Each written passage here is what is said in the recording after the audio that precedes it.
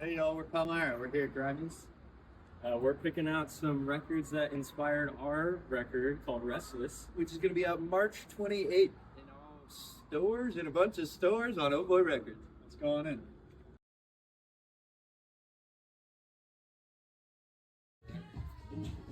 This is one of my favorite records of the last few years. This is a band, Bendigo Fletcher, that we met at the Newport Folk Festival.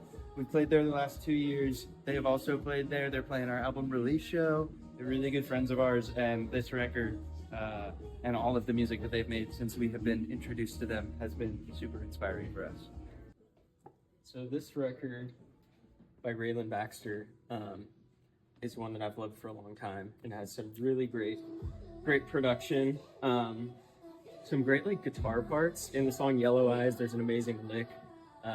She's like really catchy, and the album before this, Feathers and Fishhooks, I also really love. So this is a big one for me. Check it out. We got 49 Winchester here. This is our Virginia buddies. We one of our first gigs. We played their New Year's release show. I saw them. I've probably seen them like 10 times at this point. And it's very much like Russell County Line, especially, is just the endless sing along. Yeah, it feels good to see some Virginia here. This is a Leonard Cohen record that has one of all three of our favorite songs, Suzanne, on it. The three of us met in a songwriting class in college, and our professor, Ojo Taylor, was really into Leonard Cohen.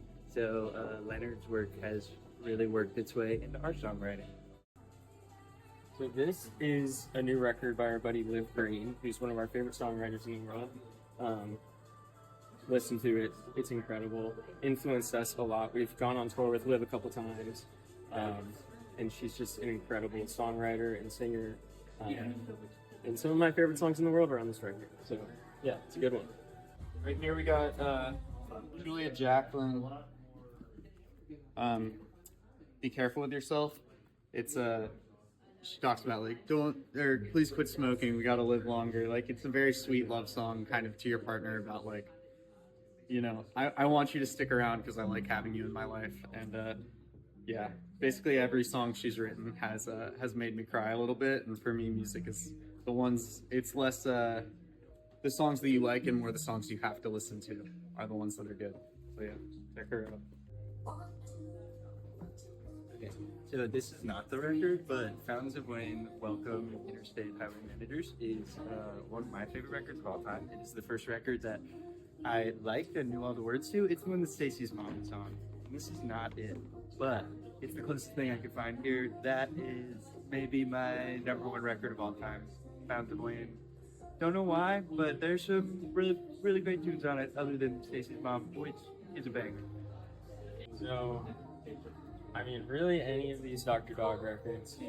I love this new one. I don't know, they just have a way of like making their records playful and like carefree but not messy. And that's something that's really hard to do in studio. So it's something like we thought a lot about when making Restless. It's like, how do we make this fun in the room and have that translate in the recording when people are listening to it? So all of these really are a big influence on that. A Richmond artist, Natalie Pratt. Oh yeah, here it is. This is her second record, I believe it is, with the self-titled Bird of Prey. She put that out, I think, with Space Bomb Studios, or record label at the time, which is a Richmond record label. And Natalie and I actually have an interesting story in that we both went to the same high school in Virginia, and when I was like 16 or something, she came back to the high school as like an alumni and played for the current students. And I think that was the first time I had ever seen like in my eyes like a rock star who like had some connection to where I was from, and like she was the coolest thing ever, and I was just like, wow, that's incredible. So it's cool to see Natalie.